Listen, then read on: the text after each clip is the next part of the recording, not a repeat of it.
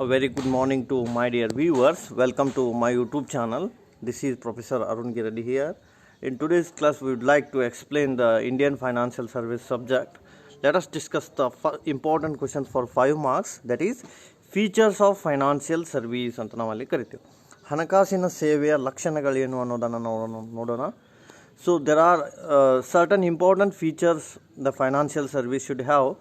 First one is called as a intangibility ಅಂತ ನಾವಲ್ಲಿ ಕರಿತೀವಿ. ಏನಂತ ಕರಿತೀವಿ ರೀ? intangibility. What is the intangibility? As the name itself indicates that we cannot seen but we can only touch we cannot seen and touched but we can only experience. So the financial service main intention is to deliver the good service to the clients. So intangibility in the sense, in simple word, the service is to be delivered successfully and it should be marketed very cleanly ಅಂತ ನಾವಲ್ಲಿ ಕರಿತೀವಿ. So ಸೇವೆಯನ್ನು ಸ್ಪಷ್ಟವಾಗಿ ಕೊಡ್ತಾರೆ, ಸೇವೆಯನ್ನು ಯಶಸ್ವಿಯಾಗಿ ಕೊಡ್ತಾರೆ. So ಅದಕ್ಕೆ ನಾವೇನಂತ ಕರಿತೀವಿ? ಇಂಟ್ಯಾಂಜಿಬಿಲಿಟಿ ಅಂತ ನಾವಲ್ಲಿ ಕರಿತೀವಿ. ಸೊ ಇಂಟ್ಯಾಂಜಿಬಿಲಿಟಿ ಅಂದರೆ here the financial institution has a good image, good reputation and good confidence towards the clients, so that the quality and innovative service is to be main agenda of every financial institution. So according to this point, what is the intangibility? So the financial institution has a good reputation, has a good image in front of our clients, so that the quality and innovative service is to be delivered to the clients. But the only one thing is that quality and innovative service is not seen by the clients, but by only the clients can be experienced. So that is considered as a intangibility ಅಂತ ನಾವಲ್ಲಿ ಕರಿತೀವಿ. ಅಂದರೆ ಏನ್ರಿ ಇದರ ಅರ್ಥ? ಇಂಟ್ಯಾಂಜಿಬಿಲಿಟಿ, ಕಣ್ಣಿಗೆ ಕಾಣದ ಅಸ್ಪರ್ಶ ಅಂತ ನಾವಲ್ಲಿ ಕರಿತೀವಿ. ಅಸ್ಪರ್ಶ ಅಂತ ಕರಿಬೇಕಾದ್ರೆ ಹಣಕಾಸಿನ ಸೇವೆಯು ಯೋಗ್ಯ ರೀತಿಯಾದಂತಹ ಉತ್ತಮ ಗುಣಮಟ್ಟದ ಸೇವೆಯನ್ನು ಕಕ್ಷಿದಾರನಿಗೆ ಕೊಡ್ತಾರೆ. ಕ್ಲೈಂಟ್ಸ್ ಅಂದರೆ ಯಾರು? ಕಕ್ಷಿದಾರರು. ಸೊ ಆ ಕಕ್ಷಿದಾರರಿಗೆ ಉತ್ತಮವಾದಂಥ ಸೇವೆಯನ್ನು ಕೊಡಬೇಕಾದ್ರೆ ಅವರು ಕಕ್ಷಿದಾರರ ದೃಷ್ಟಿಕೋನದಲ್ಲಿ ಉತ್ತಮವಾದಂತಹ ಒಂದು ಮನೋಭಾವನೆಯನ್ನು ಹೊಂದಿರಬೇಕು. ಅವರು ಒದಗಿಸ್ತಕ್ಕಂಥ ಹಣಕಾಸಿನ ಸೇವೆ ಯೋಗ್ಯ ರೀತಿಯಾಗಿರಬೇಕು ಅಂತ ನಾವಲ್ಲಿ ಹೇಳ್ತೀವಿ. So what is the first important feature of financial service? It is a intangible in nature. And the second thing is it is a dynamic in nature. ಬದಲಾಗುವ ಸ್ವಭಾವವನ್ನು ಒಳಗೊಂಡಿದೆ ಅಥವಾ ಚಲನಶೀಲ ಕಾರ್ಯವನ್ನು ಒಳಗೊಂಡಿದೆ. So dynamic means what? It is ever changing.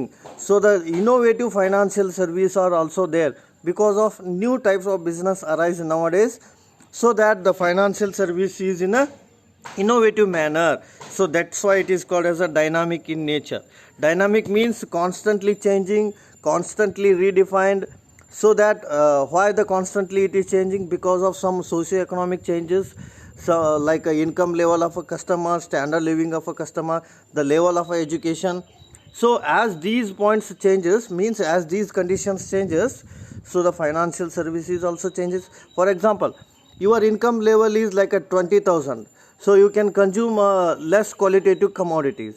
Suppose if your income level increase from 20,000 to 1 lakh, you are going for a qualitative commodity. It is damn sure, because the financial service is also in the same direction as your quality depends. So that is considered as a dynamic anta navalli ಹೇಳ್ತೀವಿ. So dynamic means ever changing, always changing anta navalli ಕರಿತೀವಿ. So the financial service has an important feature called as a dynamic. So what is a dynamic?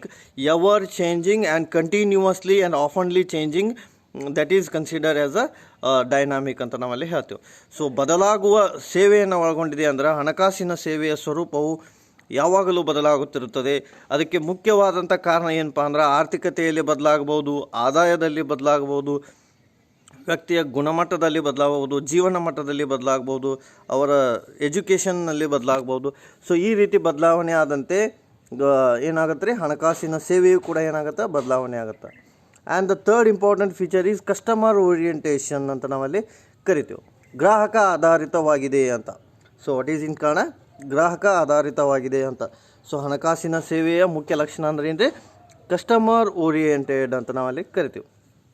The responsibility of any financial service organisation is to protect the interest of a customer and not only deliver the important banking and insurance service, but also many other sector try to work hard to satisfy the customer need.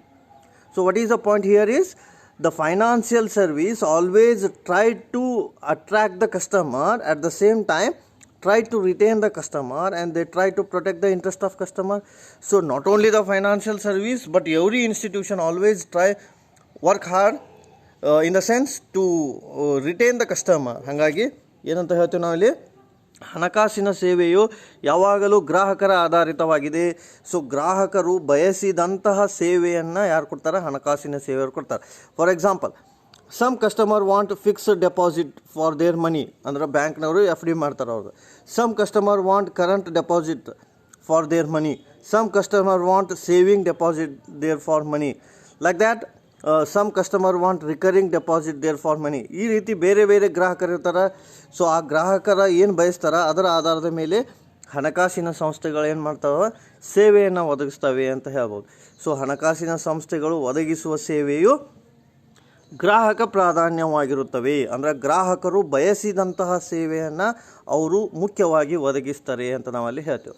So what is the feature here? Financial service is a customer oriented. What is a customer oriented? What the modern customer want, that kind of service is to be delivered by the financial institution. Now what the customer want from the financial service? He want always with a less interest loan, okay? Because the customer don't want to give more interest for their loan, isn't it?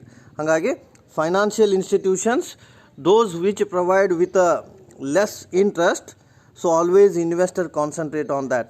There is a one unique rule is there. What is their unique rule? Always you are going to purchase the money, always you are not purchase, always you are going to take the loan. This is a very important formula.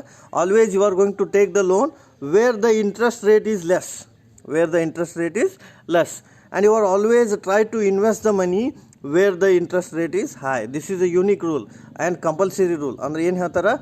ಎಲ್ಲಿ ಬಡ್ಡಿ ಕಡಿಮೆ ಇರುತ್ತಾ ಅಲ್ಲಿಂದ ಸಾಲ ತೊಗೊಂಬರೋದು, ಎಲ್ಲಿ ಬಡ್ಡಿ ಹೆಚ್ಚಿರುತ್ತಾ ಅಲ್ಲಿ ಹೂಡಿಕೆಯನ್ನು ಮಾಡೋದು ಅಂತ.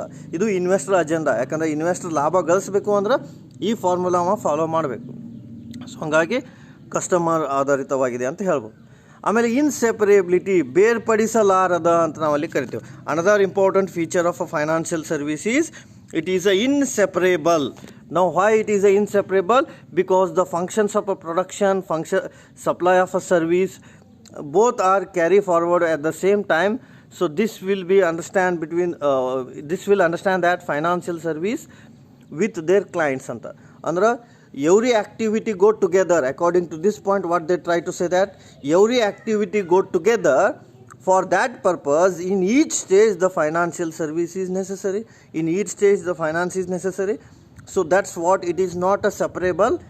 It is a inseparable, means it is a complement, it is a combined ಅಂತ ನಾವಲ್ಲಿ ಹೇಳ್ತೇವೆ.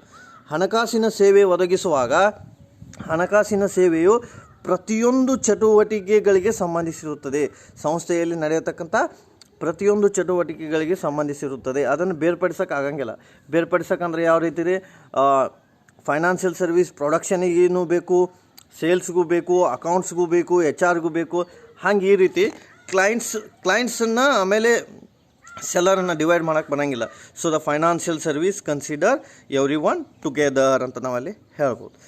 ಆಮೇಲೆ it is consider the geographical dispersion ಅಂತ ನಾವಲ್ಲಿ ಕರಿತೀವಿ. The financial service consider the geographical dispersion. ಭೌಗೋಳಿಕ ವ್ಯಾಪಕತೆ ಅಂತ ಕರೀತಾರೆ ಕನ್ನಡದಾಗ. ಭೌಗೋಳಿಕ ವ್ಯಾಪಕತೆ ಅಂದರೆ ಸ್ಪ್ರೆಡ್ ಆಗೈತಿ ಅಂತ ಜಗತ್ತಿನೆಲ್ಲೆಡೆ ಅನ್ನಂಗೆ ಭೌಗೋಳಿಕ ವ್ಯಾಪಕತೆ. So what is the financial service here? So the financial service must both appeal and wider application. The name itself indicates that it spread everywhere anta. So to ensure that the service providing organization must have a more branch and benefit and convenience to the both local customer, national customer and international customer. What this try to say that here is financial service not only located to local area but also located to national area and international area. So it spread everywhere anta. That's what it is called as a geographical dispersion. Everywhere the financial service you can see anta. ಅಂದರೆ ಏನು ಹೇಳ್ತಾರೆ ಅವರು, ಹಣಕಾಸಿನ ಸೇವೆಯು ಕೇವಲ ಒಂದೇ ಏರಿಯಾಗೆ, ಒಂದೇ ಕ್ಷೇತ್ರಕ್ಕೆ ಸಂಬಂಧಪಟ್ಟಿರಂಗಿಲ್ಲ, ಒಂದೇ ಏರಿಯಾಕ್ಕೆ ಬಿಟ್ಟು ಎಲ್ಲ ಕಡೆಗೂ ವ್ಯಾಪಿಸಿರುತ್ತದೆ. ಅಂದರೆ ದೇಶದೆಲ್ಲೆಡೆ ವ್ಯಾಪಿಸಿರ್ಬೋದು, ಅಂತಾರಾಷ್ಟ್ರೀಯ ಮಟ್ಟದಲ್ಲೂ ಕೂಡ ವ್ಯಾಪಿಸಿರಬಹುದು. ಹಾಗಾಗಿ ಏನಂತ ಹೇಳ್ತೀವಿ ನಾವು, financial service not only located to particular area but also located to everywhere ಅಂತ ನಾವಲ್ಲಿ ಹೇಳ್ಬೋದು. ಅದಕ್ಕೆ ನಾವು ಏನಂತ ಕರಿತೀವಿ, ಜಿಯೋಗ್ರಫಿಕಲ್ ಡಿಸ್ಪರ್ಷನ್. ಅಂದರೆ it spread all over the world, everywhere, national market, international market, like that. ಆಮೇಲೆ ಇನ್ಫಾರ್ಮೇಷನ್ ಬೇಸ್ಡ್ ಅಂತ ಕರಿತೀವಿ ನಾವು, ಮಾಹಿತಿ ಆಧಾರಿತ. ಇನ್ಫಾರ್ಮೇಷನ್ ಬೇಸ್ಡ್ ಅಂದರೆ ಏನ್ರಿ, ಮಾಹಿತಿ ಆಧಾರಿತ ಅಂತ ನಾವಲ್ಲಿ ಕರಿತೀವಿ, ಮಾಹಿತಿ ಆಧಾರಿತ. ಸೊ ಏನಾಗೈತೆ ರೀ, financial service is a informative base and the proper information is necessary to the investor to invest the money. And what the financial service is doing here is it provides the proper information to the users ಅಂತ ನಾವಲ್ಲಿ ಹೇಳ್ತೀವಿ. So ಹಾಗಾಗಿ what the financial service involve here, so the financial service involve the creation, dissemination and the use of information ಅಂತ ನಾವಲ್ಲಿ ಹೇಳ್ತೀವಿ. So for this purpose they are using many productive activities ಅಂತ ನಾವಲ್ಲಿ ಹೇಳ್ತೀವಿ.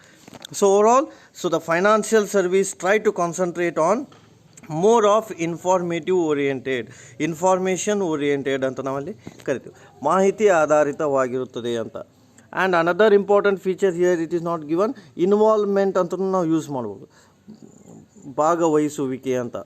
So financial service involve in a many activities, like a small service activity, like a large service activity, like that many activity it involve anta now. So this is also another important feature. So in today's class I will discuss about the features of financial service. This question is important for 5 marks. Okay, ಈ question 5 ಮಾರ್ಕ್ಸಿಗೆ ಬರುವ ಸಾಧ್ಯತೆ ಇದೆ ನಿಮ್ಮ ಎಕ್ಸಾಮ್ನಲ್ಲಿ. So ನೀವು main point ಹೇಳ್ತೀನಿ ನಾವು, ಜಸ್ಟ್ ನೆನ್ಪಿಟ್ಕೊಂಡ್ಬಿಡ್ರಿ. What are the points to discuss as a features of financial service. Number 1, intangibility, ಅಸ್ಪರ್ಶದಾಯಕವಾಗಿದೆ, ಅಂದರೆ ಮುಟ್ಲಿಕ್ಕೆ ಸಾಧ್ಯ ಆಗಂಗಿಲ್ಲ. The service cannot be seen but only experience, ಅದಕ್ಕೆ ಇಂಟ್ಯಾಂಜಿಬಿಲಿಟಿ ಅಂತ ಕರೀತಾರೆ. Second one dynamic, ever changing, ಯಾವಾಗಲೂ ಬದಲಾಗುತ್ತಿರುತ್ತದೆ ಅಂತ.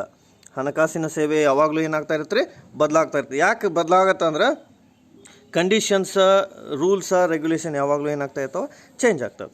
ಆಮೇಲೆ ಫೈನಾನ್ಷಿಯಲ್ ಸರ್ವಿಸ್ ಏನಿರುತ್ತೆ ರೀ, ಕಸ್ಟಮರ್ ಓರಿಯೆಂಟೆಡ್ ಇರುತ್ತೆ, ಗ್ರಾಹಕ ಆಧಾರಿತವಾಗಿರುತ್ತದೆ. ಅಂದರೆ ಗ್ರಾಹಕರು ಏನು ಬಯಸ್ತಾರೆ ಆ ರೀತಿ ಸರ್ವಿಸನ್ನು ಅವರು ಕೊಡ್ತಾರೆ. ಆಮೇಲೆ ಇನ್ಸೆಪರೇಬಿಲಿಟಿ ಇರುತ್ತೆ, ಬೇರ್ಪಡಿಸಲು ಸಾಧ್ಯ ಆಗಂಗಿಲ್ಲ ಅಂತ ನಾವಲ್ಲಿ ಕರಿತೀವಿ, ಬೇರ್ಪಡಿಸಲು ಸಾಧ್ಯವಾಗದಿರುವಿಕೆ ಅಂತ. ಆಮೇಲೆ ಜಿಯೋಗ್ರಫಿಕಲ್ ಡಿಸ್ಪರ್ಷನ್, ಭೌಗೋಳಿಕ ವ್ಯಾಪಕತೆಯಿಂದ ಕೂಡಿದೆ, ಅಂದರೆ ಎಲ್ಲ ಕಡೆಗೂ ಅದು ಹಬ್ಬಿದೆ ಅಂತ. ಆಮೇಲೆ ಇನ್ಫಾರ್ಮೇಷನ್ ಬೇಸ್, ಮಾಹಿತಿ ಆಧಾರಿತವಾಗಿದೆ. So intangibility, dynamic, customer oriented, inseparability, geographical dispersion, information base. Another one is involvement. So these are the points to discuss as a features of financial service. So ಏನಂತ ಕರಿತೀವಿ ನಾವು, ಅಸ್ಪರ್ಶದಾಯಕವಾಗಿದೆ, ಬದಲಾಗುವ ಸ್ವಭಾವವನ್ನು ಒಳಗೊಂಡಿದೆ, ಗ್ರಾಹಕ ಪ್ರಧಾನವಾಗಿದೆ, ಬೇರ್ಪಡಿಸಲು ಸಾಧ್ಯವಾಗದಿರುವಿಕೆ ಇದೆ, ಭೌಗೋಳಿಕ ವ್ಯಾಪಕತೆ ಇದೆ, ಮಾಹಿತಿ ಆಧಾರಿತವಾಗಿದೆ ಹಾಗೂ ಭಾಗವಹಿಸುವಿಕೆ ಇದೆ. ಸೊ ಇವೆಲ್ಲ ಏನ್ರಿ ಹಣಕಾಸಿನ ಸೇವೆಯ ಲಕ್ಷಣಗಳು ಅಂತ. So remaining will in next class. Thank you for watching my video. Please do watch, share and subscribe.